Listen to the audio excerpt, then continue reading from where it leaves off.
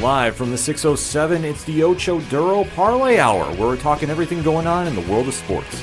Join in the conversation on social media with the hashtag ODPH, because here we go. Instead of looking deep inside, every word I have to say, keep it simple. Welcome to an all-new edition of the ODPH podcast. My name is Ken M. Joining me in studio, as always, you know him. He's the co-host. He's a man of 1,004 aliases. His name is Padawan J. Let me talk to you. And it's been a while since we've talked to everybody. It's been a while. You know, it's crazy, but the holiday season has really kicked into high gear. Holy Lord, yeah, it has. Obviously, if you are in the know, Fanlight Zone is the place to go for the entertainment news that you need to know about. And man, that site has been blowing up lately. So make sure to drop a follow and subscribe on your favorite platforms. So we've been really busy with that, but more or less with the weather up here in the Northeast. It sucks. It hasn't been great with the schedules, but fear not. We're back giving you the best in sports talk this week. So if you want to know everything going on with the ODPH, it's very simple, Pat. Where does everybody go? ODPHpodcast.com. From the blogs, the T-Public store links, sales are always going on the holiday season, so definitely want to go check it out. I'm not sure if it's still up or not by the time you hear this, but it never hurts to go check the site out. There's almost always a sale. There's almost is this time of year. The classified section, which has friends of the show, such as 3FM Podcasts, Dragon Master Games, Fanlight Zone, can't say that enough these days. Also, the directory, Pat, how many providers are we on? 304,866. And your source? Trust me, bro. So wherever you listen to the ODPH on, first and foremost, thank you for checking us out. It means the absolute world. Drop a review on your favorite podcatcher. I am told it helps the algorithm. Allegedly, so who am I to say no? Last but certainly not least, we have a fantastic music section with such musicians as Brian Wolf and the Howlers, Second Suitor, Tom Jolu, Floodlands, and Shout Out the Robots. So you definitely want to go check them out because they're the music that you hear here on the ODPH. And if it's anything else I might have forgotten, because let's face it, we are very busy these days, ODPHpodcast.com is the place to go. And if you're using hashtags on social media, why not use the hashtag ODPHpod? Kicking off this edition of the show, we have to recap the week that was week. It's hard to say, but it's week 15 of the NFL season. So, Pat, kick us off. Yeah, so we'll start with my lock, and I chose the Houston Texans to defeat the Arizona Cardinals. Well, because Houston's on a roll. Arizona is without their starting quarterback Kyler Murray for the remainder of the regular season, so I felt like low-hanging fruit, but who am I to say no? And yes, that did end up happening with the Houston Texans winning by the final score of 40-20. C.J. Stroud, 22 of 29, 260 yards passing, 3 touchdowns, 0 interceptions.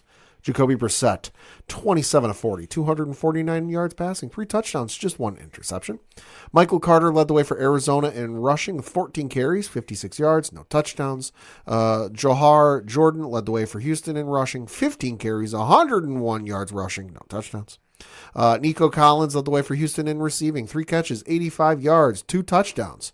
Also Dalton Schultz, 8 catches, 76 yards, and 1 touchdown. Trey McBride led the way for Arizona in receiving with 12 catches, 134 yards receiving, 2 touchdowns. And then also of note, Michael Wilson, 5 catches, 54 yards, and 1 touchdown. Well, this can easily be described as Houston. They are who we thought they were. Yeah, I mean, Houston's defense is playing lights out right now. Yep. They have now pushed them to 6 wins. Yeah. Straight wins. So that is a huge move right now, and especially in that AFC South, which is wide open. Very competitive. Well, you have to think about what happened with Indianapolis, and we'll get to that when we cover that game. But for Houston to sneak in there, had some marquee wins, and their defense has really stepped it up. And how long they can keep this up for, that's the real question with this team. Because C.J. Stroud has played well since he's returned. Yeah. But it's a question of momentum, and especially going into the playoffs. Because as it stands right now as we record, I believe they are the 7th seed. The 7th seed is currently the Houston Texans, but the Indianapolis Colts are nipping right at their heels at 8-6. Should be of note, also because, well, division leader. The only team not in contention in the playoffs is, well, the Tennessee Titans because, well, yeah. Exactly. So you have to think with Houston, if the season ends right now, they would face New England. And I don't know how they would fare. It's a marquee matchup. I'll say that much. It definitely is. I just don't know how they would do. I mean, that's a big question mark right now. Yeah. But with Arizona, they're kind of a train wreck. Let's be honest. Yeah.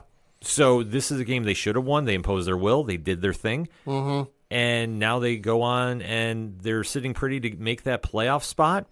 I don't think they'll have enough to take Jacksonville, but you never know. Probably not. But we'll have to wait and see about that.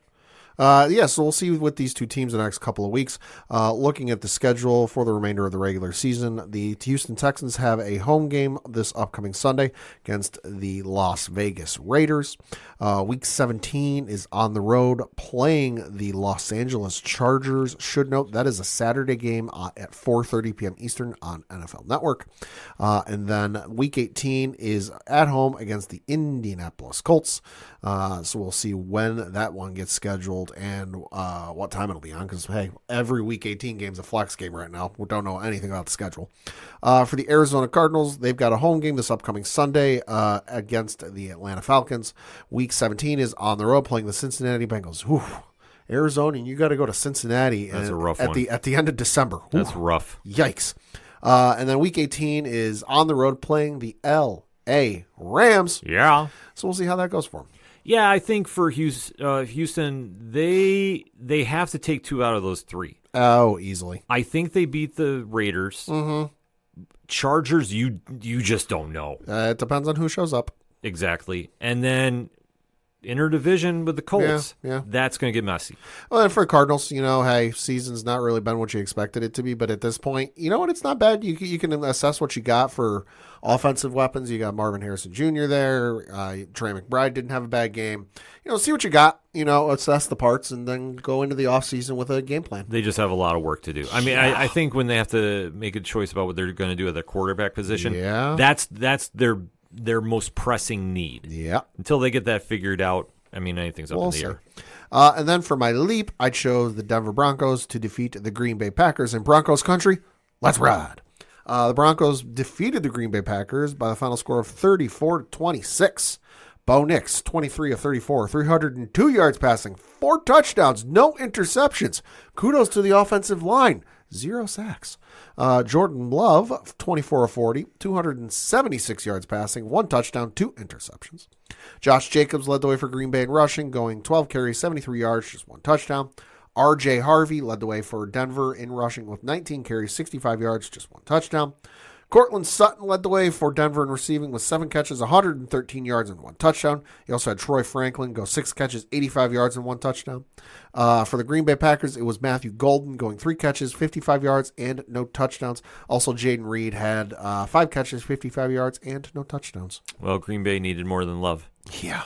This is a very, very devastating loss for the Packers. Absolutely. Micah Parsons is out for the season, tore his ACL. Yep. And for them to lose to the Broncos, I'm not saying the season is done for them by any stretch of imagination. Sure. But this is a playoff team.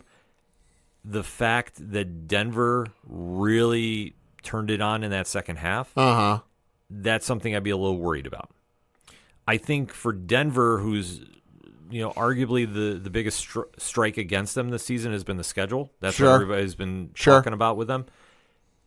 The fact that they beat Green Bay, who is a Super Bowl contender, at home, decisively in that second half, that's a huge statement. And I think that's something they can build momentum on.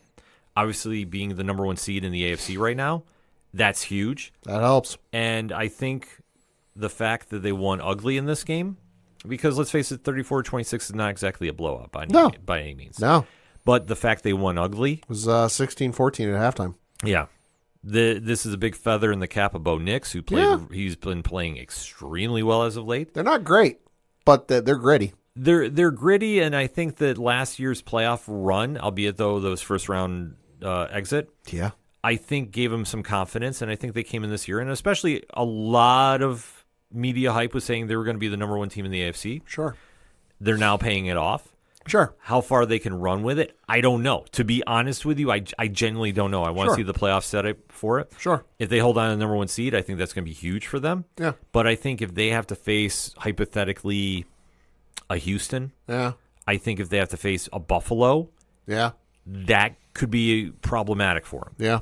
It just depends. But I think for right now, they have a solid win. For Green Bay, a lot of uncertainty when they were almost punching their ticket to the Super Bowl. I'm going to say this right now because looking at the NFC playoff standings, the Green Bay Packers are currently the 7th seed with a record of 9-4-1. Right behind them at the 8th seed is the Detroit Lions, who are 8-6. Now, should note, neither of those two teams have to play each other the remainder of the regular season. Mm-hmm. I've looked at their schedules. I'm going to say it right now. That matchup and who gets in on the 7th seed is going to come down to Week 18 and some shenanigans like you usually see on SportsCenter NFL Network, where it's like they're flipping back and forth between what's going on at any given moment. I'll get to the two schedules here in a minute. But for the Denver Broncos, the remainder of the regular season, this upcoming Sunday, they've got a home game against the Jacksonville Jaguars. Week 17 is on Christmas Day. That'll be on the road in Kansas City. That will be 8:15 on Prime Video. And then Week 18 is at home against the L.A. Chargers. So, we get to the two teams, and when I say this, I think you'll understand why I say this is going to come down to the final week of the regular season for both the Packers and the Detroit Lions. Okay. Packers, Week 16, on the road playing the Chicago Bears. That is Saturday night, 8:20 on Fox. Right, that's the right call there too. I don't know if that got flexed, but I believe it did. That's the right call. I believe it did. Week 17 is also a Saturday night game. That is at home against the Baltimore Ravens, 8 o'clock on Peacock. Ooh, that's a tough one. Week 18 on the road playing the Minnesota Vikings. Ooh, interdivision. Okay. For the Detroit Lions, this upcoming Sunday, at home against the Pittsburgh Steelers. Never know who could show up there. Right. Week 17, on the road playing the Minnesota Vikings. That'll be on Christmas Day. That's 4:30 p.m. Division. On Netflix. And then Week 18, on the road playing the Chicago Bears. Ooh. Ooh. Yeah, there's no clear cut. Oh, this one team has the easier 2 out of 3 games. They can squeak this out. No, this is probably going to come down to Week 18. So Chicago is leading the division, correct? The NFC North. The NFC North is currently led by Chicago 10-4. 10-4. The Packers are 9-4-1. 9-4-1 in second place. Detroit's in third, 8-6-0, and 2 games back. And the Vikings are 6-8-0 and eliminated. Well, this is not. I think the team that is in the most trouble is Green Bay. I would say so, and we should note, just for transparency's sake, the entire NFC, minus the Vikings, Falcons, Saints, Commanders, Cardinals, and Giants, who are all eliminated, the rest of it is up for grabs. Only the Rams have clinched a playoff berth. They have not locked up their division. Everything else is, at this time of this recording, is still wide open. Do me a little favor. Okay. Can you call up Chicago's schedule for the last 3? Sure. Yeah, sure. So the Chicago Bears, last 3 weeks of the regular season, this upcoming Saturday, they've got the home game against the Green Bay Packers, like I said, 8:20 on Fox. Week 17 is on the road playing the San Francisco 49ers. Ooh. That's on Sunday Night Football on NBC and Peacock. And then Week 18, Lord have mercy, home game against the Detroit Lions. Yeah, I think the team that's in the most amount of trouble is Green Bay, but it's not by much. Mm-hmm. I think this next week, that is the division right there. Probably. Because I could see possibly Chicago losing to San Francisco, and then it gets dicey that last week. That really is going to give them some fits. Mm-hmm. I still don't think Detroit gets in. Mm-hmm. I just think this is not their season. I think there's a lot of stuff just didn't fall their way. Sure. But for the Bears, that's going to be really telling. But it almost says the Packers have to win outright, and I genuinely don't know. So as of the time of this recording, the current line on the Packers-Bears game is the Lord have mercy. It opened at Packers by -3. It's now swung to Packers by 1.5.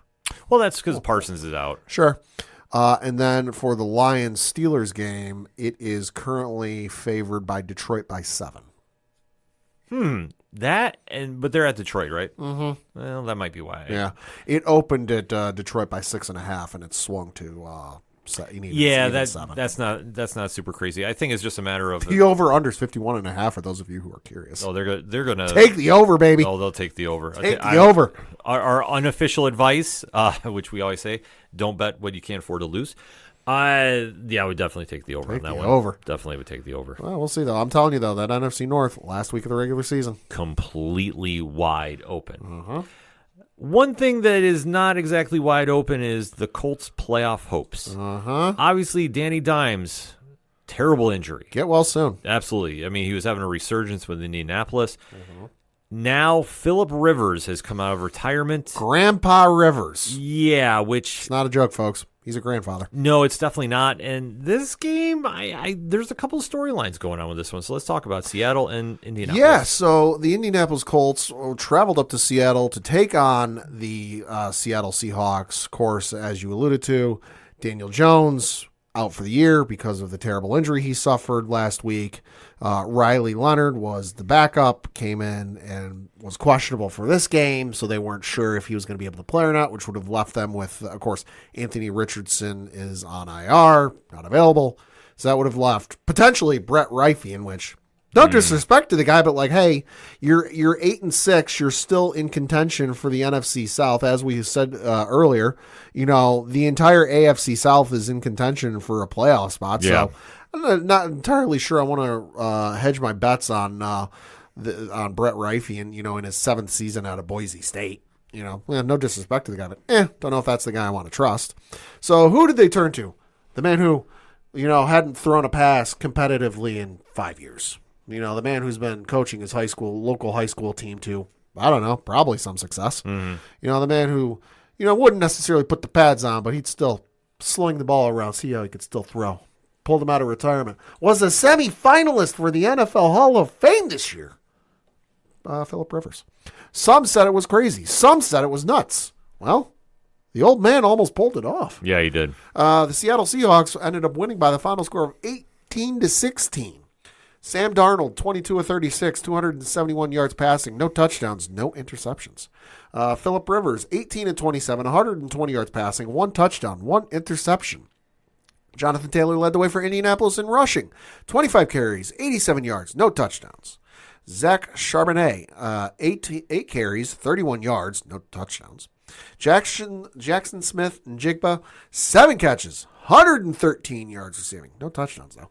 And then Amir Abdullah, 5 catches, 32 yards, and no touchdowns. Now, you might be sitting there wondering, why in the bleep did they bring out Phillip Rivers out of retirement for this game? Well, he knows the system. It's the same system he ran when he was there 5 years ago. It's also the same system, allegedly, from what I've heard, his own high school team was running when he was coaching his high school team. Now, that's not to say the Indianapolis Colts are running a high school system, but draw the conclusions at your own will. Yeah, this one, the 2 storylines that stand out, I mean, the Colts had to make a move at quarterback. Yeah. Phillip Rivers, I don't know, is going to be the long-term answer. He's the answer to get you through the end of the season. He's the Band-Aid. Yeah. Let's face it, that's all it is. But the fact that he almost won this, that's the more telling side. Yeah. Because Seattle, we've talked about Sam Darnold is in that MVP conversation. Sure. We've talked about Seattle is winning very, very quietly under the radar in comparison to like the Rams or some of the other teams in the NFC. But I would say the Rams and the 49ers both are making more headlines than Seattle. Rams are the class of the crop. Right. So the fact that this game was as close as it was, I think, is very telling. Because 13-6 at halftime. Yeah, because Seattle should have won this outright. Phillip Rivers is not exactly in prime Phillip Rivers condition. God, no. Jonathan Taylor was held under 100 yards, which usually if you can do that... Average 3.5 yards a carry. Yeah, usually when you can do that, you'll shut him down. His longest was a first down. So the fact that Seattle stole this one is huge. And if I'm not mistaken, I'm going to look it up in the play-by-play, but I think it came down to like a game-winning field goal right at the end. Yeah, it was right at the end. So Seattle kicked a field goal made a field goal with 18 seconds remaining in the fourth quarter. Of course, they gave the ball back to Indianapolis, 61-yard kickoff. Rivers got picked off. Rivers got picked off by, it was intended for Michael Pittman. It got intercepted by Bryant. Yeah. Yeah. So the fact that this was that close, you can either look at it and say both these teams are really good. I just don't know if you can say that with Phillip Rivers at the helm of the Colts. I don't think so. It's a debate. It's a really good one, but I think the story is he enough to get the team to the next level and make a deep run. 10, 15 years ago? Sure. Oh, sure. Now? I mean, I think either Seattle took him too lightly. I think that's the case. Which I think that's the true headline here. I think Seattle took him too lightly, and they weren't sure what to expect, because it's like anytime you see in pick a pro sport, you get a rookie come up out of the minor leagues or out of a lower division for the first time. They play really well. Yeah. They don't know what to do because there is no tape on the guy. Let's face it, there's a lot of tape on Phillip Rivers, but the tape is from 5 years ago. The Pat McAfee show was showing highlights from the last time Phillip Rivers was playing in Indianapolis. J.J. Watt was still in Houston. Yeah. Like, that's just an illustration of how long ago this was, So, yeah, there's tape on Phillip Rivers, but he's not the same guy he was back then. He's a little bit older. The joints might not move as well as they used to. I mean, hey, let's face it. If you've reached a certain age, you start to feel that. Yeah. I don't think Seattle knew what they were going to get out of it, and I think Seattle went into it going, all right, it's Phillip Rivers. Can he throw the ball? Sure. Otherwise, Indianapolis wouldn't have signed him. But can he throw the same way he could? I don't think they thought so. I don't think so either, and I think this is a good win for Seattle, but Sure. I think a lucky one. Absolutely. And I think for the Colts, you have to say this is a good loss, as weird as it sounds. Yeah. Because the fact that you almost beat Seattle, It's a good litmus test. Yeah, I mean, I think it's to show you what you have right now. Considering most people figured Phillip Rivers was going to come in there and get absolutely obliterated. Well, he should have. Seeing he's probably as mobile as a tree, it's a win for them. It's a win, but I think that fans have to go in with cautious optimism. Yes. And I think that's the tell story, because if Phillip Rivers played well, is it well enough? For Seattle, We'll see. it's a win, but it's not a good win. Yeah.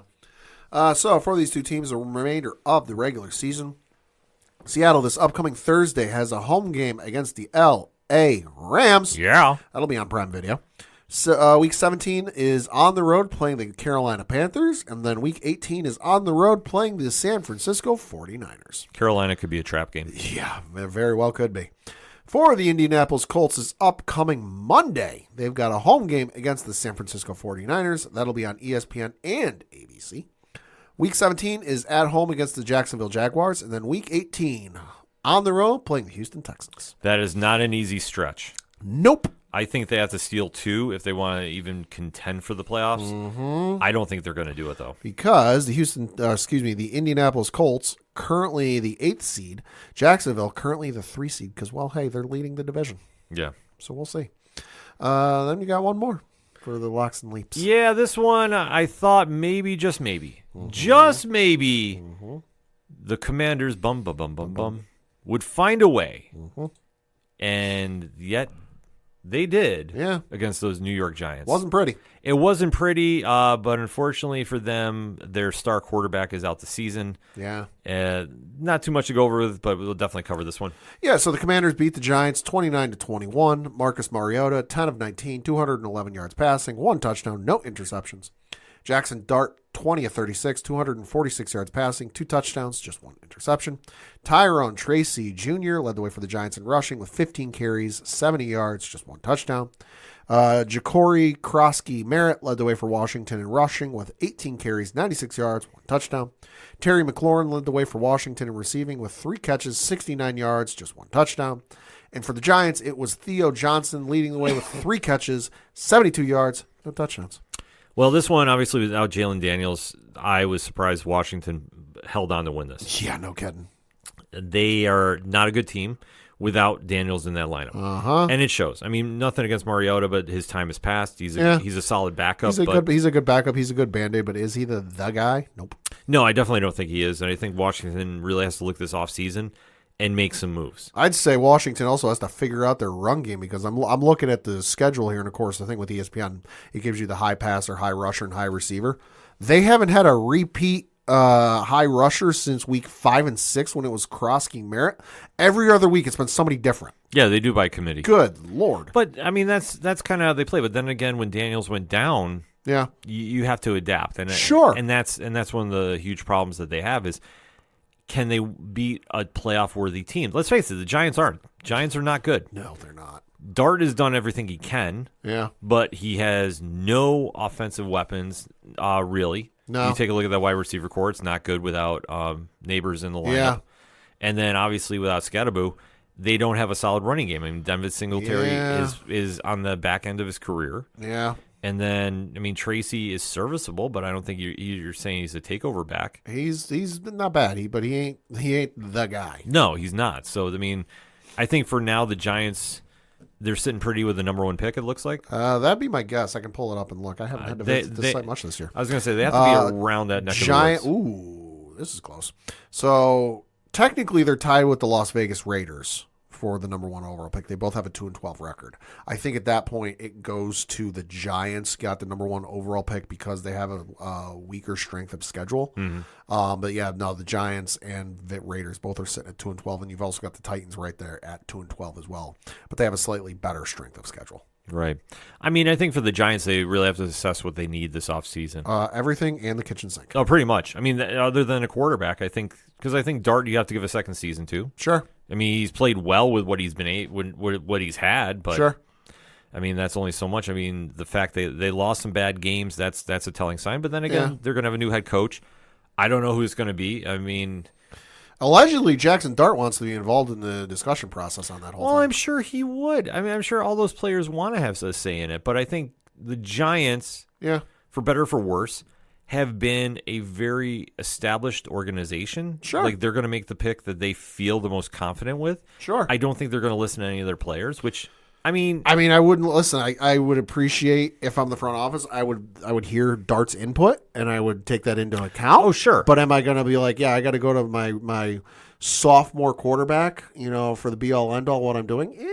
Maybe not. No, I wouldn't. I think if you let the inmates run the asylum, you're asking for problems. Yeah. I mean, this is why we always talk about the Patriots. They do so well. The Steelers, they do so well. Yeah. When they have a solid front office that understands the business aspect, and we play to win, not to appease our players, you get better results. So I think the Giants are going to have to somehow come up with an answer for it. I'll see at the end of the season who's still there. Yeah. I know we said Mike Tomlin. If he goes there, it's over. I mean, heck, there's still part of me that wants him in Buffalo. So, but we'll talk about that at a later time. Yeah. But for right now, the Giants, that's all they need to worry about. But if they have the number 1 pick, that job becomes more enticing. Absolutely. But I also say this: I wouldn't doubt them flipping that for more picks. Could be, depending on who goes there. So for these two teams, the remainder of the regular season, well, good luck, Commanders, because listen to this. Week 16, Saturday, 5 o'clock Eastern on Fox. Home game against the Philadelphia Eagles. Division. Week 17, Thursday game. That's on Christmas Day. Home game, 1 o'clock on Netflix. Dallas Cowboys. Division. And then Week 18, on the road playing Philly. Oh, that's an awful stretch. So good luck, Commanders. Yep, 4-13 is in your future. Probably. And then for the Giants, this upcoming Sunday, they've got a home game against the Minnesota Vikings. Week 17 is a road game against the Las Vegas Raiders. And then they close out the regular season at home against the Dallas Cowboys. Well, maybe they'll get one out of there. Yeah. Maybe. But I don't know. I mean, the Raiders are going to show up. In the words of Kevin Garnett, anything's possible. Anything is possible there. Yeah. So that being said, let's take a final lap around the week that was. Yeah, so the Thursday night game was the Atlanta Falcons beating the Tampa Bay Buccaneers 29-28. Who is Atlanta? What is Atlanta? Atlanta got a W out of nowhere. That's a bad loss for Tampa Bay. Yeah. Horrible loss. Oh. So need we say more? I mean, that you have the chance to really get a step ahead in your division, and you drop the ball there. Bad loss. Bad loss. Terrible loss for them. Speaking of bad losses, the Chicago Bears opened up a can of you-know-what on the Cleveland Browns, 31-3. Only highlight of the game worth noting is Myles Garrett, 1.5 sack on the game, which leaves him at 21.5 sacks for the regular season this year. Browns are a mess. Hey, at least they got Garrett going, though. I mean, that's only saving grace. But after he signed that contract, after he wanted out, he decided to stay. I don't want to hear any complaints about him about the record. This is true. So, the Baltimore Ravens beat the Cincinnati Bengals 24-0. Oh my gosh. Okay, so I know we didn't do a deep dive on this, but there is some problems in Cincinnati. You think? I don't know what Joe Burrow's post-game conference and how I'm interpreting it. Okay. There is a disconnect somewhere. This is just my opinion. There is a big disconnect. I don't know where. I don't know what happened. Ever since he came back from injury, like they came back, they looked great. Yeah. This game, they looked abysmal. Joe Burrow, 225, no touchdowns, 2 interceptions, sacked 3 times. Yeah, this 25 of 39. And hearing, like, I don't know, maybe I'm looking too much into those post game comments. It sounds like he wants out or he's ready to leave. I think he's frustrated, and I think he wants out because he's always been talked about, and that team's always been talked about like they're on the cusp. They just need that one extra thing. They just need that one extra, it factor, whatever it is. That, they're there. They're there. They're there. They're going to do it. And they've only made it to the big dance once. And that was the year they lost in the Super Bowl against the Rams when, what could have been. Mm-hmm. But every year, the pundits and the talk shows and the television shows are always about how good they are, and they've got a great wide receiver core, and Joe Burrow's so good. What does he have to show for it? Oh, he has nothing. But here's the problem that they have, and nobody wants to say it, but I'll say it. You tied up so much of your cap space in your offense, let alone 3 players specifically.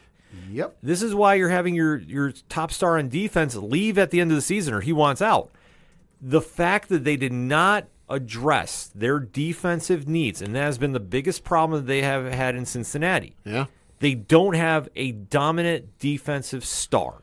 Like we talk about the Browns, Myles Garrett. Yeah. You talk about with Pittsburgh, Cam Hayward. Yeah. You think about with the Ravens. I mean, the Ravens just have a defense, period. Uh-huh. I mean, other than Hendrickson, who does Cincinnati have? Yeah. I mean, listen, I'm looking at their 2025 active roster cap. Number 1, Joe Burrow, just over $46 million. Number 2, T. Higgins, just over $24 million. Jamar Chase, $23.5 million. Number 4, Orlando Brown Jr., their left tackle, just over $15 million. Like, what the shit? Yeah. That's insane. Yeah, I mean, that's the problem. They dump so much money into their contracts. Never mind the fact Joe Burrow gives you a dead cap of $102.2 million. T. Higgins has dead cap of just over $30 million. Jamar Chase's dead cap of $72.9 million. Whoa, good Lord. Yeah, they went all in on that offense. I mean, they're the Dallas Mavericks of the NFL. I'm sorry, like, you remember when Dallas would not have a defensive identity, but they would outscore everybody. Like, that was the only thing they did. That is what this team is. And I'm sorry. If anybody is saying otherwise, prove me wrong, because this is what happens when you tie up so much of your money into your offense, let alone those players. You can't balance out a team. Yeah. And if Burrow is frustrated, well, I'm sorry, you kind of did this to yourself. Because you take a look at the Mahomes and the Allens and anybody that's taken the larger contracts, they've also made it team-friendly so they could go get talent on the other side of the ball.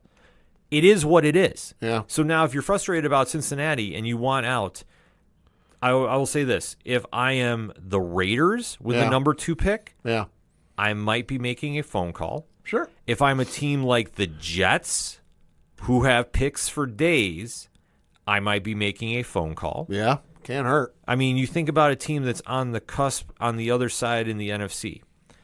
You have to take a look at the quarterback situation. Yeah. If you think about a team like a Minnesota, the jury is still out on J.J. McCarthy, but if you put Burrow in there with Jefferson, sure, you still have a number 1 receiver. Yeah, you can still make some noise. Yeah, you more or less have the same offense, but you have a better defense. Yeah, it's not wrong. No, so I mean, you do have some possibilities here, but for the comments and what's coming out, like I say, this is how I'm reading this. Yeah.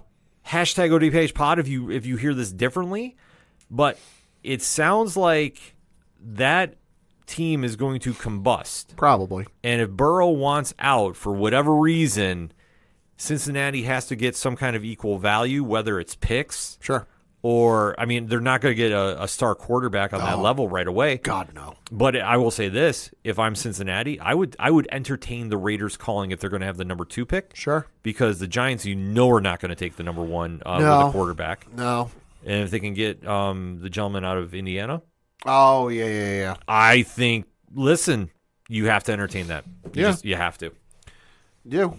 Then you had the L.A. Chargers defeat the Kansas City Chiefs 16-13. Kansas City out of the playoffs for this year. Patrick Mahomes done for the year, tore his ACL, and according to Ian Rappaport of NFL Media, also tore the LCL in his left knee. Surprisingly, this was supposed to be worse than it actually was, which I am blown away by. But listen, we hope Patrick Mahomes has a speedy and healthy recovery. Yeah. The Chiefs got beat outright. Yep. This was not their year.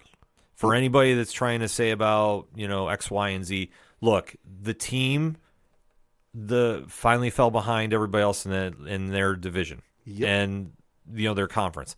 This is what happens when you win so much. And I think that they thought they'd just turn it on like they usually do. But unfortunately, there's a lot of teams that have gotten better in the AFC. Yeah. And I think for them, they need to realize that this team that had been so dominant over the years is starting to fade away. Uh-huh. Travis Kelce has got a lot of stuff going on outside of football. And listen, more power to him. Yeah. But if he's been your only number one weapon on offense, you needed to address it and get somebody else in there that's on that kind of level. They haven't. They have solid number twos. I don't think they have a real number one on that team. No. For wide receivers, it is what it is. No. And I think just people, I think teams figured them out. And I think that when people understand that, then you understand the season was not going to be theirs. The fact they're out of the playoffs, I think, is probably the best thing that could happen to them, to be honest with you. Yeah. Because now they can retool. But if Mahomes is gone for most of next season as well, I think it's going to be a long stretch in Kansas City. And I would not doubt Travis Kelce departs too. I would not be surprised either. To your point about the receiving core, I mean, listen, the receiving core is not great. It's not ideal when your leading receiver 6 out of the 15 weeks or 15 games you've played, or whatever the math works out to be, is Travis Kelce. Yeah. Not great. Not at this stage, no. And that's the thing. All great teams, have to adapt. You have to change. You look at the Patriots teams that won their 3 Super Bowls. Mm-hmm. Vastly different than what you ended up seeing during the second run with those 3 Super Bowls. Yeah. It's a change. It has to happen. The good teams adapt. The good teams change. Is this the worst thing for the Chiefs? No. It's a good time to reassess, adapt, change, come up with some new game plans. The only concerning thing I would say is the knee concern is there for me a little bit with Mahomes, just because, listen, dude uses his legs a lot. I know everyone's been making the comparisons with Brady, and Brady went for his 4th Super Bowl in his 8th year, and then came back in year 9 and tore his ACL and missed the playoffs. And the same thing happened to Patrick Mahomes. And look at the parallels. Look at the parallels. Through his first 8 seasons, Brady ran, I believe, if I remember the stat correctly, he only ran for like 300-400 yards in his first 8 seasons. Patrick Mahomes, 2,500 plus rushing yards. Yeah. When you get a knee injury like that, it ain't great. It's not. It's not bad. The medicine and the surgeries are a lot better these days than they used to be even 10 years ago. Mm-hmm. But for a guy like that who uses his legs so much, not even to run the ball, but to just extend the plays, you have to wonder how much of an effect that's going to be. Yeah. And it is going to happen. So we'll see what happens. I know the Chiefs are hoping for a week 1 return, but considering the fact it's an ACL and an LCL, according to reports, listen, if it were me in the front office, I would not rush him back in any way, shape, or form. Yeah. Just saying. I'm right there with you. Moving on, you had the Philadelphia Eagles beat the Las Vegas Raiders 31-0. Raiders are bad. Yeah, they are. That's all you can really say about this one. Good win for the Eagles, so. Yeah. Jacksonville Jaguars beat the New York Jets 48-20. Trevor Lawrence. 330 yards passing, 5 touchdowns. 1 rushing touchdown, too, I believe. Yep. I mean, great game for him. It's against the Jets. Jets are bad. Yeah. I think they'll be making the call for Joe Burrow. Just great put game. That out there. Great game if you have Travis Etienne Jr. In your fantasy game and you were in the championships. Just saying. 3 for 73, 3 touchdowns. Yeah, he had a day. Oof. Yeah. Then you had the L.A. Rams beat the Detroit Lions 41-34. Huge win for the Rams. Yeah.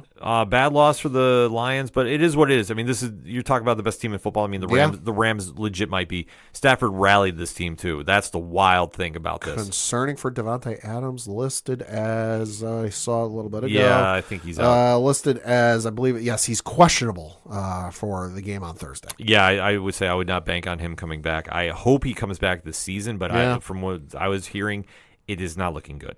The New Orleans Saints beat the Carolina Panthers 20-17. Horrible loss for the Panthers. Oh, yeah. I mean, this game might be the reason you don't make the playoffs. Could be. Just putting it out there. Then you had the San Francisco 49ers beat the Tennessee Titans 37-24. Granted, the 49ers are a rotating cast of fans that come on the field, except George Kittle and Purdy. Yeah. But the fact that the Titans put up 24 on them. They did. I am a little concerned. 14 of which in the fourth quarter. I mean, granted, I think at that point they took their foot off the gas. But still, that could have ended very, very badly.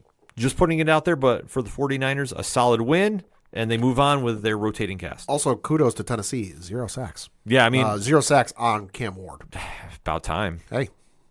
Then you had the Minnesota Vikings beat the Dallas Cowboys 34-26. J.J. McCarthy scoring that touchdown kind of said it all, and I think it set the tempo. Shades of Peyton Manning, by God. Yeah, this was wild. So, unfortunately, for the Cowboys, they have to run the table and win the division. I don't think it's going to happen. Cowboys, remainder of the regular season. Let me pull that up. They've got, and I know I've talked about some of these, but they've got the L.A. Chargers this upcoming Sunday. Christmas Day, they're on the road playing the Washington Commanders, and then Week 18, they're on the road playing the Giants. I mean, they have a chance to run it, but I think they have to win the division outright. But I think that tie is going to come back to haunt them, probably. And I think, unfortunately for them, I don't think they're going to catch up to Philly. Yeah, and then they're outside looking in. Then the Monday night game where the Pittsburgh Steelers beat the Miami Dolphins 28-15. Oh boy, there's a lot with this one. So Miami talking ish when they're down. What was it, 21-3? Yeah, Miami is just a mess. Rodgers is not one I'd want to give any sort of motivation to begin with. But then you're down 21-3. You're talking crap to him, and he even calls you out on it. Even when he's 50. 60, 70 years old, whatever he is. Subtract 30 years because of the ayahuasca. Yeah. He's still somebody that can turn on the petty switch. Let's not forget, too, Miami traveled to cold weather temperature to prepare for this game. Yeah. How'd that work out?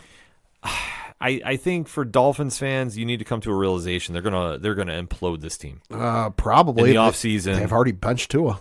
Tua's gone. Tyreek Hill made a social media post about that, so I think he's gone too. Interesting. Yeah, going by that. I think McDaniels is gone. Probably. He'll probably be the coach of the Giants next year because I could see that happening. That's such a Mara thing to do. I'm telling you, give me him in a press conference in New York. That's all I want for Christmas. The media would eat him alive. But I think this team is just bad for the Steelers. Mike Tomlin, he's making magic happen with nothing. He's going out swinging. I'll give him that. I'll say this. Yeah, if you don't respect his game, pulling off wins like this solidify why he's a great coach. And and literally, if the Steelers let him go for whatever reason, it'd be one of the worst travesties they could ever do. Yeah, totally. I'm sorry. Like you could look at his record all you want, but sure, over 500 record the entire stretch. Hey, that's a feat no other coach has accomplished. Yeah. So if he's gonna leave, come to Buffalo, please. I'm just gonna put it out there. McDermott can go. I will graciously take this. You know what? He'd probably go to like some obscure college.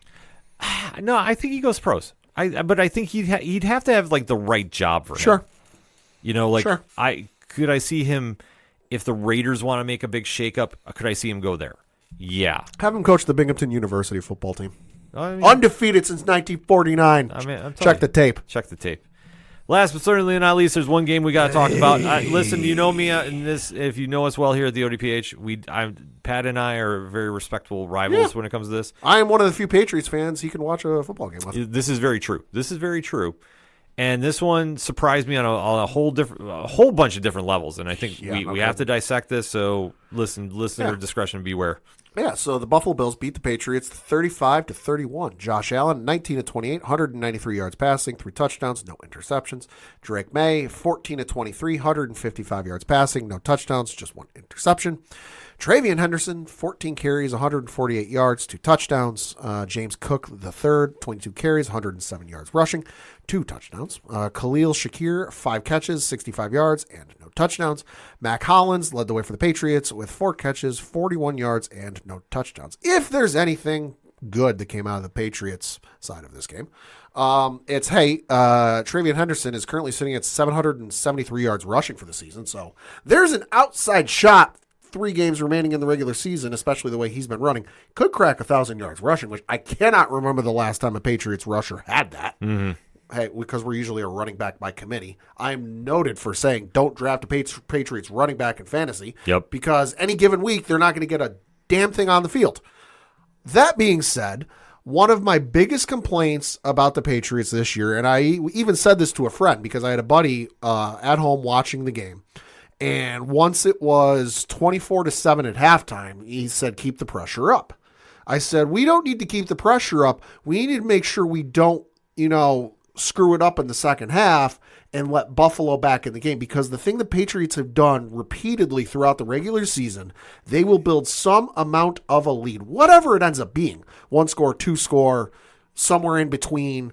And then for whatever reason, they will go away from what their game plan was. The other team will come back and make it a 1 score, less than a score, or what, tie up the game. And then all of a sudden it's shit. We got to turn this back on and go back out there and pull out a win. Yep.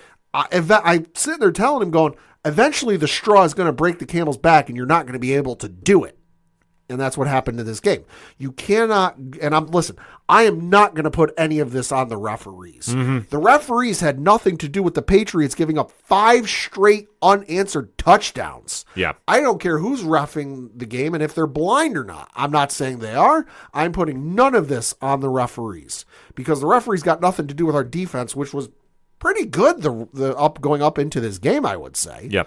The referees got nothing to do with our defense giving up 5 scores. Is what it is. No, I mean, I think that this is a really telling sign that Buffalo is turning it on in the second half. Sure. Which I'm happy about, but I'm also a little concerned. It's the inverse of the Patriots. You can't keep doing that every game because eventually it ain't going to work. Right, and that's the problem that they did. I mean, Josh Allen is making more happen with no wide receivers than anybody. I'll say I saw somebody online make the comment, and I thought about it, and it ain't wrong. Josh Allen is not losing the Buffalo Bills games. Yeah. The Buffalo Bills are losing themselves the games. Oh, completely. That's a 100% fact. He's doing everything he can, and he's overthinking a lot when he's making play calls. Sure. So I get it. And listen, it's a team effort, but that defense turns it on in the second half. Why they don't play like this for 4 quarters is beyond me, but what they're starting to look like is that the cardiac kids, so to speak. Yeah. They're pulling off late wins, which is not a good thing to do. Yeah. Because then you fall into that false comfort. And then you take bad losses like Houston, like Atlanta. Yeah. This is one of those situations that they knew they needed to win this game outright. They needed this for division because if they can somehow sneak into the 2 seed, they'll need some luck. Yeah. But it's possible because they now have the tiebreaker against the Patriots. So if they can pull it off, they're going to do it. But I think for them, they need this win to really kind of bounce back and really have a playoff caliber win. But they need to win outright. And I don't know necessarily if they can swing that. Granted, they're playing great right now, but they need that consistency. Can they have it? I don't know. And for the Patriots, this is a very unlikely win or game for them because for a Mike Vrabel team to be taken out like that in the second half, you just don't see that. 7 points the entire second half. Yeah, you just don't see that. So I know this week I would expect the Patriots to come out swinging. And for the Bills, they can't have a trap game against Cleveland.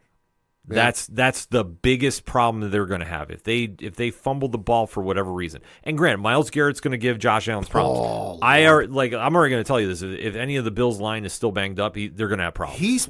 I like to think the Patriots line not the best in the NFL, right? Still a pretty good offensive line.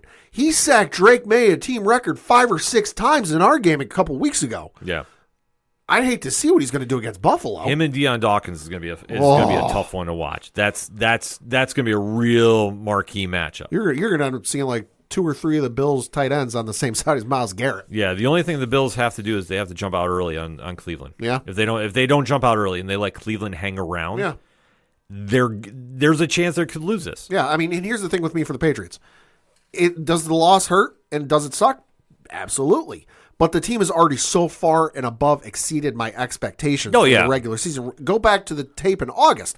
I said the team would contend, they would mess around, and by the end of the season, they would be in contention for a wild card spot. But I didn't think they would end up making it because it's the first year of Vrabel's with the team. It's the first year McDaniels is back with the team. You've got a quarterback entering his second year in the NFL. It's a young team. They're inexperienced. And they're sitting here, they're still in the division 11-3, and I'm like, listen, they've already exceeded my expectations. Yeah.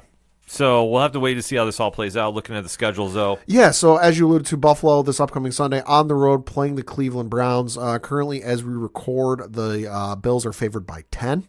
Oh, I don't like those. I don't like the large spreads. It opened at 8.5. It's already swung to 10. Yeah, something's going on. They feel extra confident for some reason. I don't know. And then the Week 17 is at home against the Philadelphia Eagles. That is going to be a real tough one.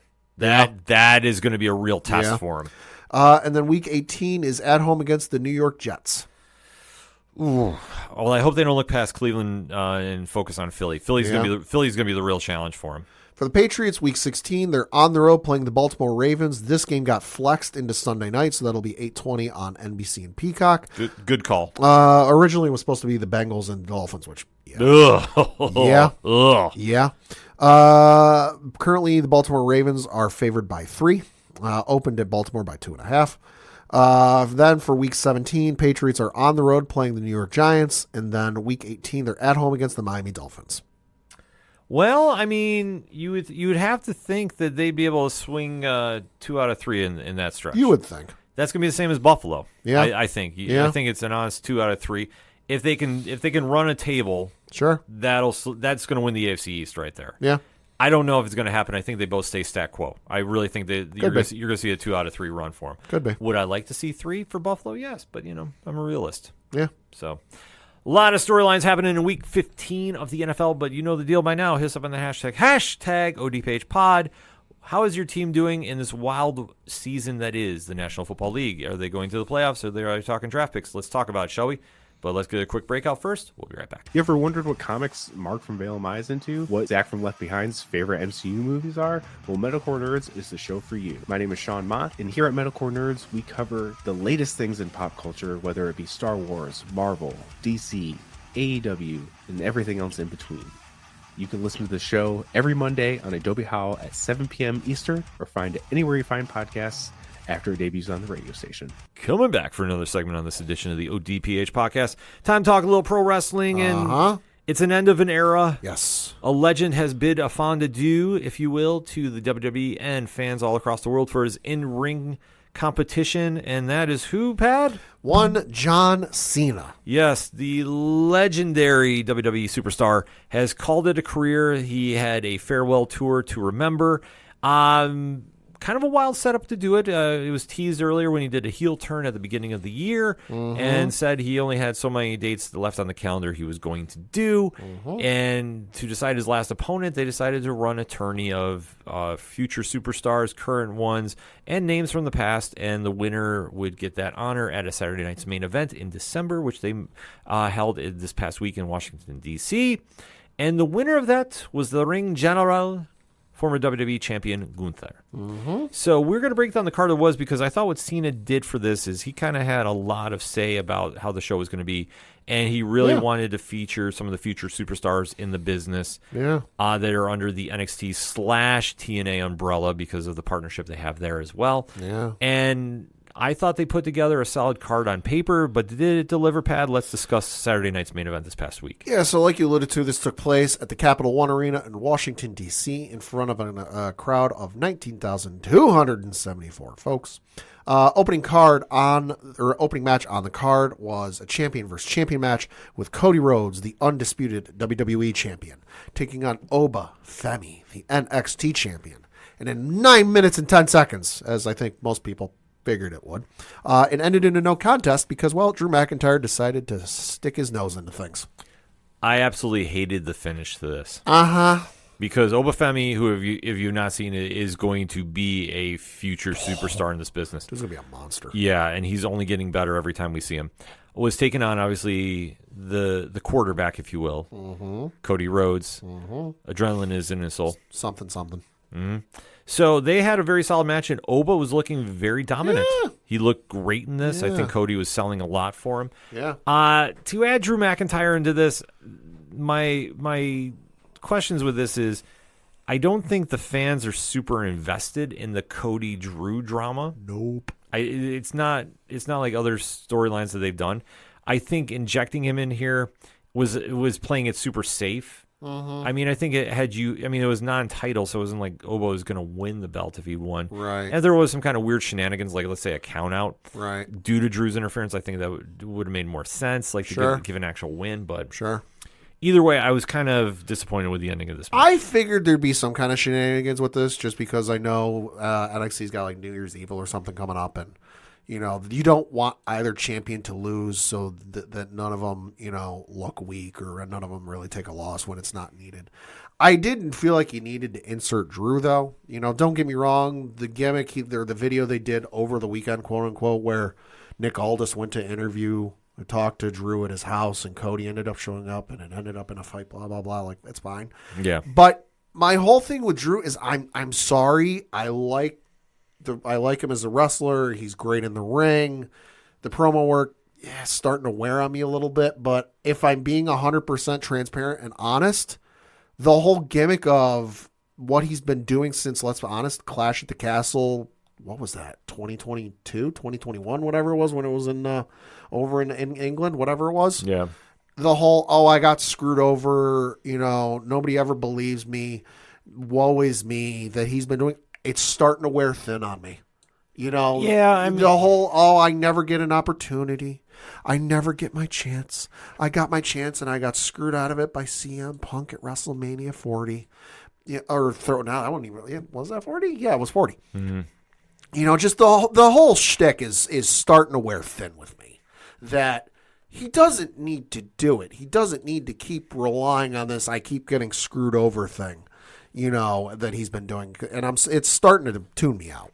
Well, I think that's the problem is, and I think you're hearing this from a lot of the fans, and some of the backlash, if you will, from the card, is about the creative drought that's happening right now in WWE. And I think the Drew McIntyre storyline is prime example of that, because I don't think anybody's invested in it. It feels like we've already been down this road before. Yeah. I'm not expecting a big payout with Cody. I think I understand they're just trying to tie up airtime until we go to Royal Rumble season, and obviously that's a whole different beast. Sure. But I think for like right now, it just doesn't have the fan invested in it. Kind of injected in this match. You talk about the first match, it's supposed to set the pace for the rest of the night. Yeah. I think this was a precursor of what we were going to see. Yeah. Not super impressed at this one, but we started getting better as the show went on. Yeah. Next match was a singles match with Sol Ruca taking on Bayley. Sol Ruca had Zarya in her corner. Bayley had Lyra Valkyria in her corner. And winning via pinfall in 9 minutes and 25 seconds was Sol Ruca. So this one was good when their timing was good. Uh-huh. It appeared to me, and this is just my opinion, and this is not a fault. I don't want anybody saying like, "Oh, I'm really being tough on this."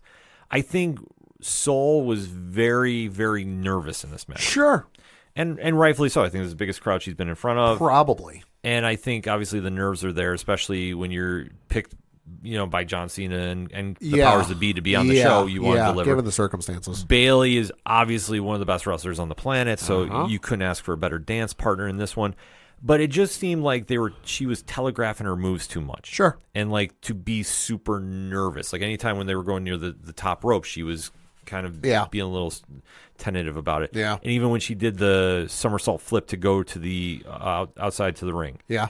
I think she like almost timed it wrong because she was so nervous. Yeah, you could definitely tell that this was the two of them first time in the ring against each other. Mm-hmm. That there wasn't necessarily a familiarness or prior history that they could kind of go off of and know what the other one was going to do. Yeah, that's not really against one of the other person. It's just the circumstances of, hey, Sol Ruca's on NXT and she does her own thing, and Bayley's on Monday Night Raw and she does her own thing. They don't really interact all that much unless, Bailey decides to go down to NXT for a couple of weeks, for make an appearance, or if Sol Ruca decided to come up and make an appearance on Monday Night Raw. Yeah. It's not anything against one or the other. It's just a result of the circumstances. It is what it is. I mean, like I say, I'm not faulting it. It's just it was nerves, but they recovered nicely. Yeah. I mean, Sol gets the big win on TV. Yeah. So you can't really go too critical about this. Sure. I just think in comparison to the rest of the show, this was probably the worst match. Yeah. But then again, it was not the worst finish. Right. That goes to Cody and Oba. Yeah.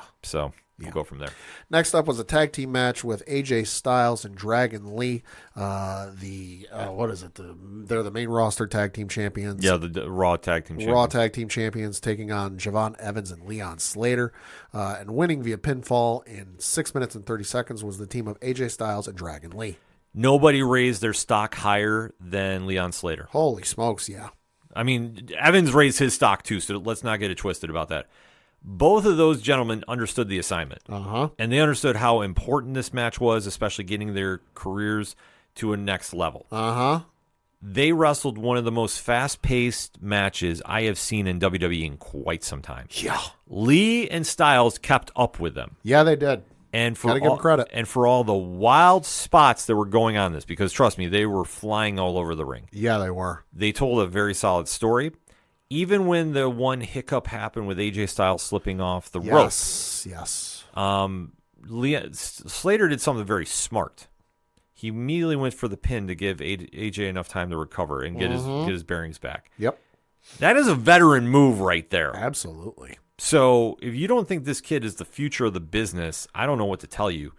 And mark my words, him being on this card, he is going to be the next WWE signee. It's like, as if I'm not mistaken, TNA. he's TNA X Division champion right now. Oh, right? completely, yeah. Yeah. But this is how you do that, Forbidden Door proper. Sure. They featured him. They said he was TNA. Yep. They showed the belt. They showed the belt. They did not shy away from TNA. Yeah. Which is great. And I think for TNA Wrestling, they got to be ecstatic about that. Oh, God, yeah. And especially with their new TV deal that they have going on in January. Yes. That's the only thing they didn't plug, but they didn't need to. Right. But the fact that now people are going to be tuning in to see Leon Slater, they always mention he's on TNA Wrestling. Yep. I would not doubt that they say when it's closer that about something about AMC and TNA Wrestling. Could be. But the match was great. They did what they needed to do. Javon Evans is a superstar in the making. Javon Evans, mark my words, probably called up after Mania. Oh, I think sooner. I think he'll make an appearance at the Rumble. But I think he'll get his official main roster call up after Mania. Well, he's getting a match this coming week against one of El Grande Americanos. Yes, one of his lackeys. Yeah, Pete Dunne. Whatever. I apologize. I cannot remember what his new in-ring name is. Right. But either way, that's a true cosign about that kid's future, and I'm super excited to see him. And this was, like I said, this was one of my favorite moments of the night. Absolutely. Then you get to the main event. Of course, this was the match we were all there to see for the final time. We got to see the never-seen 17 champion John Cena go in the ring against the Ring General Gunther and winning via submission in 23 minutes and 45 seconds. Your winner, Gunther. So let me break this down for anybody that's kind of questioning, because we did get hit up online about what we thought about the match. Sure. The match was great. Yeah. Old school storytelling. Yeah. A lot of ring psychology, especially for the amount of time Gunther went back to the sleeper. And I know some fans were not super excited about it. I thought they went a little too long going back to it. Yes. I was not a fan of that. However, I agree. However, and with the finish itself, with Cena smiling and then tapping out. Originally, and I will say this, originally I was not happy with this. Sure. Because I thought he should have just passed out. Okay. Because I think with the mystique that is John Cena, never give up, and what he means for a lot of younger fans, I think in that retrospect, and that's where I always kind of look at him, because I know we talk about a global icon. Yeah. And for all the work that he does, especially with Make-A-Wish. And how I was doing Make-A-Wish at this show. Yeah, it was. If you haven't seen the online video for that, grab tissues. I choked up. I'm not even going to lie about that. Yeah. I think when you have that kind of scenario, I think if he had just passed out, I thought it would have made sense. However, as far as the wrestling business. And I've talked to Rich from 607 TWS about this. It was the right call to make because he instantly made Gunther into a made superstar. Yeah. Because him tapping out puts so much heel heat on Gunther. Oh, yeah. And Gunther, we talk about somebody that if they can shoulder the responsibility of a legacy like that. Gunther can because he's the guy that ended John Cena's career. Mm-hmm. Storyline purpose, but... And Goldberg. Well, yeah. He is maybe the new legend killer. I don't know. Like, however you want to define it. I was waiting on them to say that. I thought he was going... See, the way I thought it was going to play out, and I'll go back to my original point about this match in a sec. I thought it was going to happen on Monday Night Raw, which he came out to amazing opening segment, which this was reminiscent, I know you pointed out too, of when Roman Reigns beat The Undertaker. Right. For those of you who haven't seen it, Roman Reigns beat Undertaker, WrestleMania 33. Came out on the night after Mania on Monday Night Raw for between 10 and 15 minutes. Yep. Said all of 5 words. This is my yard now. And that was at the end of the 10, 15 minutes where he was trying to say something. He'd lift the mic, get booed. Mm-hmm. Lower the mic. Booed. He was booed incessantly for 10 minutes. Yeah. Gunther had the same experience and then talking trash on the way out. Like, the only thing better is if you wore an old school, like if he came out with Cena's music and had a shirt saying, I gave up. I said this to Common Man Vince Iuttoli on the day after the show because we were talking about it. And I'm like, listen, he needs to come out on Monday Night Raw dressed like John Cena. Yeah. And come out full gear, except all of it says, I gave up. Yeah. Inverse, I would have gone. I'm like, listen, he's already at nuclear heat. That'll just push it further. Yeah, I think if he did something like that, or if they make a shirt, I gave up, like Gunther's 316 or something. If they want to do something like that, I think they make a lot of money. But I think the fact that they teased him and AJ Styles next, which I'm not mad about one bit. Reportedly, last year will be AJ's last year. Yep. He's not doing a farewell tour like Cena did, but he did say his contract is running out and he's not re-signing anywhere. He's good. He's done. Yep. And for AJ, that's perfect. I'm not saying WrestleMania. Right. I will say this. They might schedule something in Georgia. No, I think we're going to go Royal Rumble. Oh. I think the Rumble could be. Could be. Well, I think he still wants to do one more WrestleMania. Yeah, I can see that. And I think they could set up a feud where, like, if he loses at Mania, he retires. Sure. And does something like that. Sure.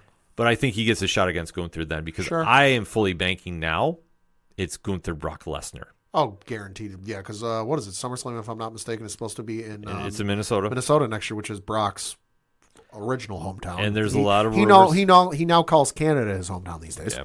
And there's a lot of rumors, too, that Brock is thinking about stepping away from the ring. I mean, here's my whole thing with the match. I agree with you, and we were talking about it a little bit on Saturday. And I was kind of in the same boat as you that I'm like, you know what? I don't know if I like the tap. But looking back and having enough time to sit and gestate on it, it makes sense because you go back and you watch the match.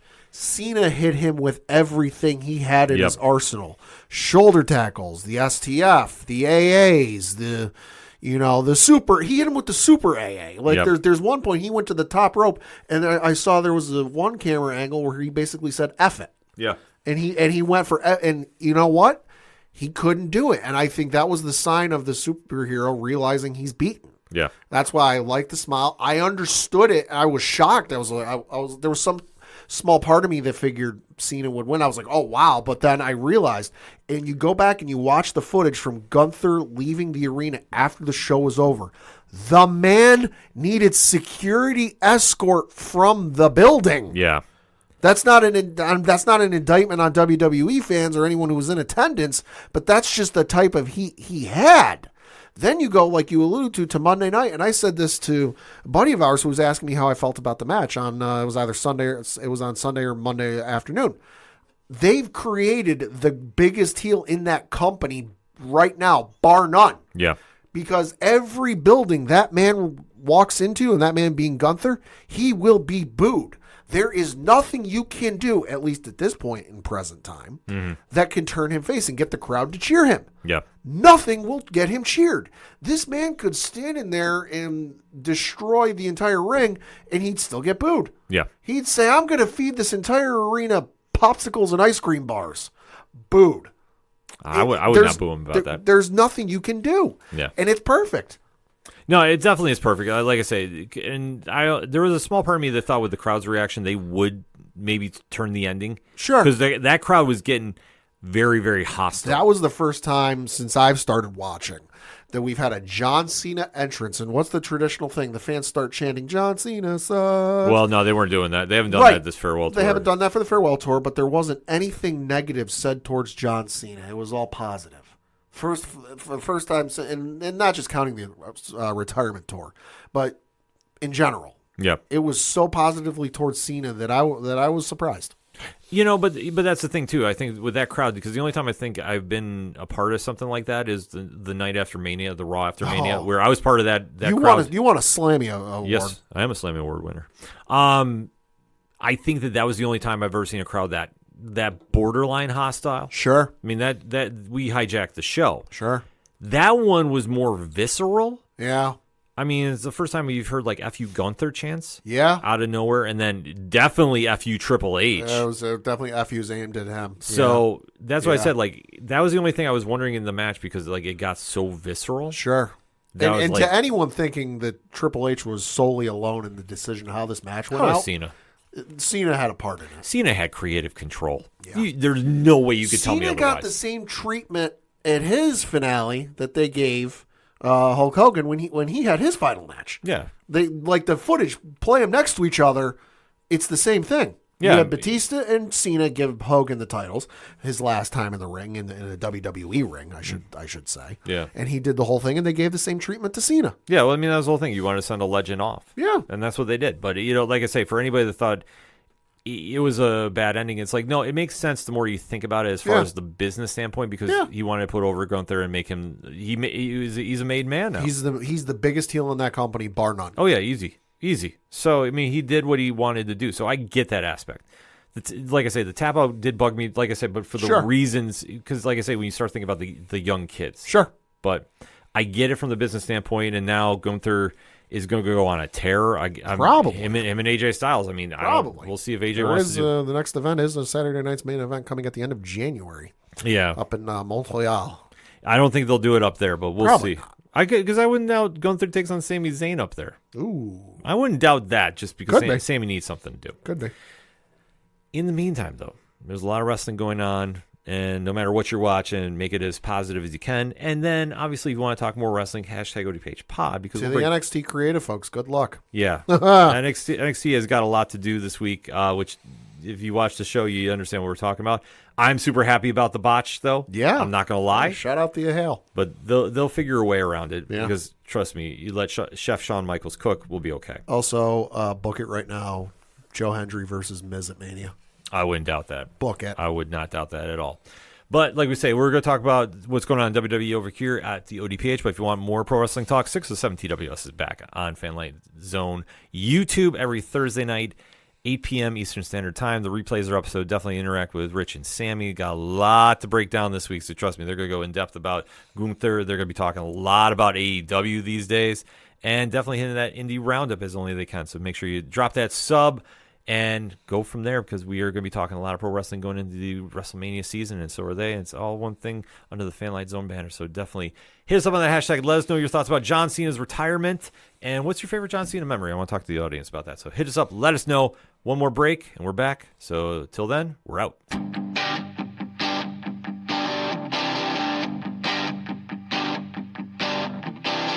This is Tom from Tom Joe Lou, This is Matt from Sideroom Sounds. and you're listening to ODPH Podcast.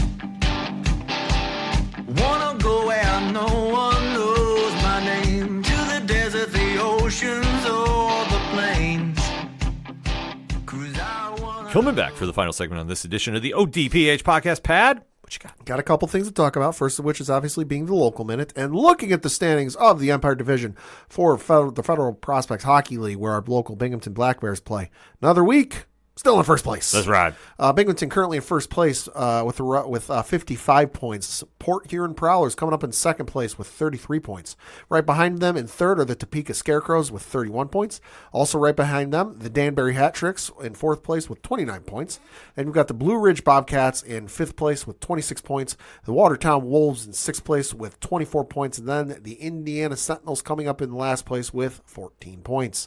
Looking at the schedule from this past week, had a couple of games go on this past week. Friday, December 12th, they had a road game against the Danbury Hat Tricks where they won by the final score of 3-2. Then they came back home on Saturday against those same Danbury Hat Tricks, and well, apparently defense was optional because the Binghamton Black Bears won by the final score of 8-3. Jeez. Got a couple of opportunities to see them this upcoming weekend. They're both games are on Friday. And, well, if it's any indication last weekend, defense will be optional because Friday, 7 o'clock Eastern, will be against the Danbury Hat Tricks. Should note the Friday game is a whiteout game, so wear white to the game. And then Saturday, also 7 o'clock Eastern on December 20th, will be at home against the Danbury Hat Tricks. Should note that one is ugly sweater night, so wear your ugly sweaters down to the Visions Veterans Memorial Arena. So for more tickets, information, all that good stuff, BinghamtonBlackBears.com. Then we got to talk a little bit of college football because, yes, folks, bowl season upon us. So here we are. We are going to spend the next hour and a half discussing the Staff DNA Cure Bowl with Old Dominion taking on South Florida. No, I'm kidding. Yeah, I was going to say, wait, what? For those of you curious, Old Dominion's winning. No, we're going to talk about the college football playoff bracket because this is the first year we will have 12 teams in the bracket instead of the 4 that were or whatever it was. So your matchups are as follows. You've got number 12, James Madison, taking on number 5, Oregon. The winner of that game will go on to take the number 4, Texas Tech Red Raiders. Texas Tech, because they're one of the top 4 teams, got a bye. Moving on to the quarterfinals. Then you've got the number 9, Alabama Crimson Tide, taking on the number 8, Oklahoma Boomer Sooner. Those two teams, whoever wins that, will move on to play the number 1 ranked Indiana Hoosiers. Because, of course, Indiana, number 1, they earned a bye. Then you've got the number 11, Tulane. I actually don't know what their nickname is, but you got Tulane taking on number 6, Ole Miss. The winner of that game will go on to face the Georgia Bulldogs. Of course, the top 3 teams earned a bye. Then you've got, well, possibly one of the more interesting matchups. You've got the number 10 Miami Hurricanes taking on Texas A&M. Green Wave. Oh, okay, Tulane Green Wave. But yeah, you've got the number 10 Miami Hurricanes taking on the number 7 Texas A&M, where the winner will go on to face the Ohio State University. Yeah, see, I tried blocking out about Tulane because there's a certain Bills quarterback that came from there that I know, and I'm just like, no, I don't want to think about that. Nothing against that university or anybody there, but it's just I think said quarterback, and I'm like, oh, no. But either way. Yeah, should be some good games. I digress. Yeah, it should be some good games. I mean, it's college football, so I know a little bit of controversy every year with the playoff bracket. Yeah, especially this year. A certain team from South Bend, Indiana didn't get in. Yeah, which... too bad. Yeah. I'm sorry. Like, listen, I'm just gonna be honest about it. Too bad. Yeah. Hey, is what it is. Yeah, I'm just like meh. Yeah. Better luck next time. I mean, somebody's always gonna be the outside one looking in, and this is what happens in college football. Happens in college basketball. At least, yeah, exactly. But like I say, at least we got away from the reporters picking the number 1 team and whatever. Yeah. At least now we play it on the field, and that's good. So I'm fine with this. Yeah. So. A couple quick notes before we bounce out of here. The New York Knicks have won the NBA Cup. Hang the banner, baby. Yeah, actually, they're not. Well, we'll see. They have said no. The Lakers weren't going to hang the banner, and then the NBA said otherwise. They decide. Yeah, as of right now, the Knicks have said no. So, but it's a great win for the Knicks. Obviously, building a lot of momentum going into, as I always say, the real kickoff to the NBA season, and that's Christmas Day. Although, hey, listen, for the San Antonio Spurs fans, take solace. The last 2 years, the team that has lost the NBA Cup in the final game ended up making it to the NBA Finals that same year. Well, I think they're going to give Oklahoma City some problems. I really do. I think San Antonio, if they can stay healthy, they'll be fine. Okay. And this could be a rematch of the NBA Finals this coming spring. I'm just going to put it out there because I think the Knicks are playing very solid now. Yeah. I know there's a lot of Giannis talk. We haven't really deep dived into it because there isn't anything to deep dive. Yeah. Giannis is exploring his options because obviously Milwaukee is rebuilding. It is what it is. Yeah. Could the Knicks make a trade? We've heard Karl Anthony Towns. We've heard OG has been tagged. We've heard a lot of crazy nonsense going on. They would need a third team. Could it happen? Sure. Tell you what, we'll offer you a Spike Lee production in your city free of charge. Listen, I'd be all right. Like, however they want to do it. They want to autograph James Dolan CD in concert. I'd be okay, too. Like, however we want to pull this off. But I think, in all honesty, the Knicks are winning now. Yeah. I think they have enough talent this year they could do it. I mean, they have an easy road because without Tatum and without Halliburton, that's a lot of hurdles out of their way. Cleveland's going to give them fits. Detroit's no slouch either. Sure. But I think for making a move like this, I don't know if the Giannis move is as great as everybody wants to think it is. Does it give him a superstar? Sure, but can he play with Brunson? That's a whole different ball. Yeah. But I think right now, as long as the team is winning, that's fine in the Cup. That signifies it. So we have to keep that in check.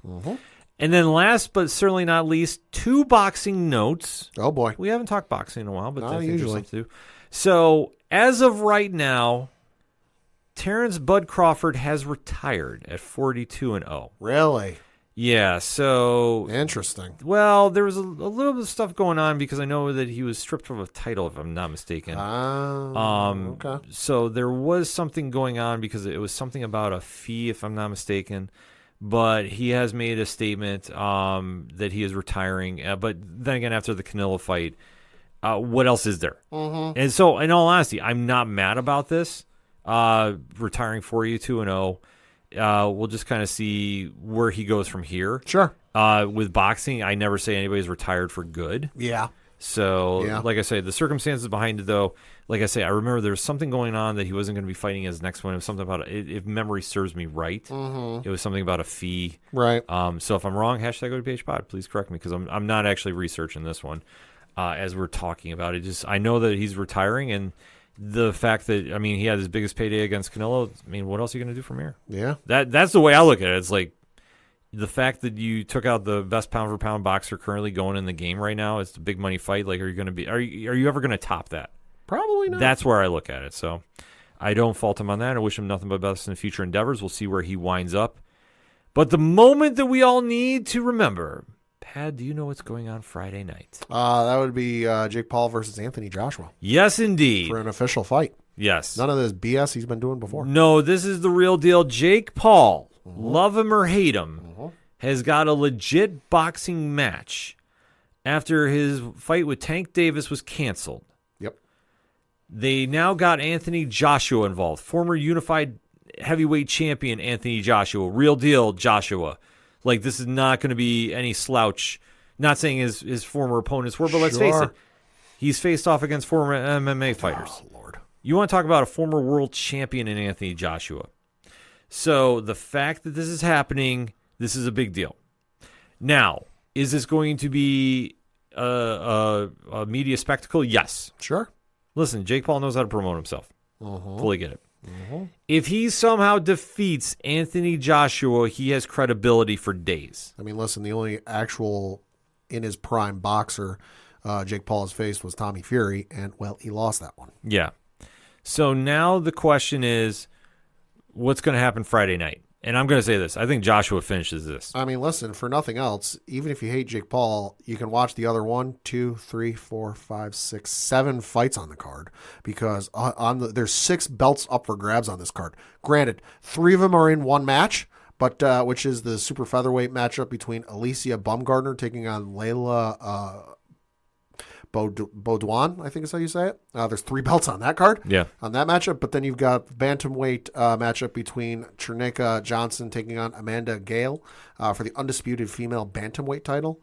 You've got the lightweight matchup with Carolyn Dubois taking on Camila Panada for the WBC female lightweight title. And then you've got the strawweight matchup with Yokasta Vale taking on Yadira Bustillos for the WBC female strawweight title. Yeah, so even if you don't like Jake Paul, there's still like 7 other fights on this card you could watch. 6 belts are up for grabs. I'll say this. You remember the last fight that he was involved in vaguely. with Mike Tyson? Yeah. Oh, God, I try to forget about it. Undercard was great. The undercard was great. So I think with maybe the exception of Silva and Woodley, I think you're going to see some real great boxing. Anderson Silva, Tyron Woodley would have been a great fight 15 years ago. In the MMA world, yes. Uh-huh. I'm sorry, the boxing, I'm not buying this. I'm sorry, I can't. Nope. But either way, It's on Friday night on Netflix. Check your local listings wherever you are in the world to check it out.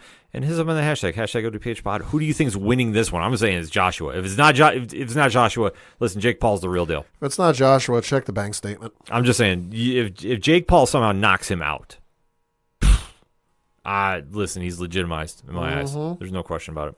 That being said, ODPH podcast for anything going on with the show, Fanlight Zone for anything going on in the entertainment side of the world. That's it for us this week. So for the one and only Padawan J, fuck the Astros. I'm your host, Ken M. Thank you as always for listening to the ODPH podcast. See you next time.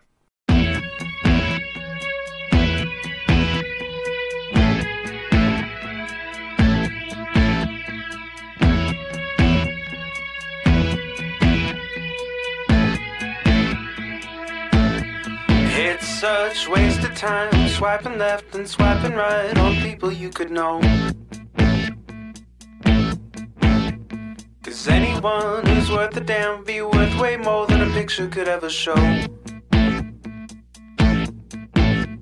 You could find the right light, find the right angle, and never find your soul. And it can feel like a losing battle, and this plot is full of holes.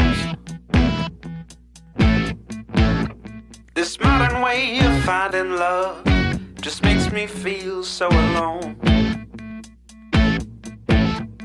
And I can't be the only one sick of staring at my phone.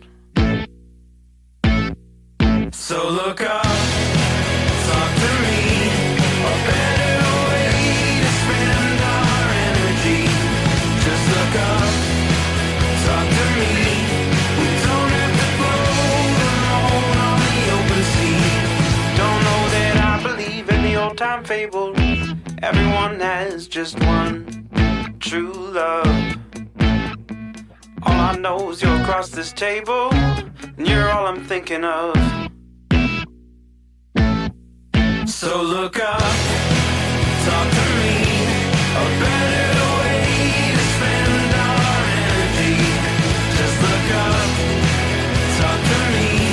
We don't have to float alone on the open sea. Ooh, talk to me.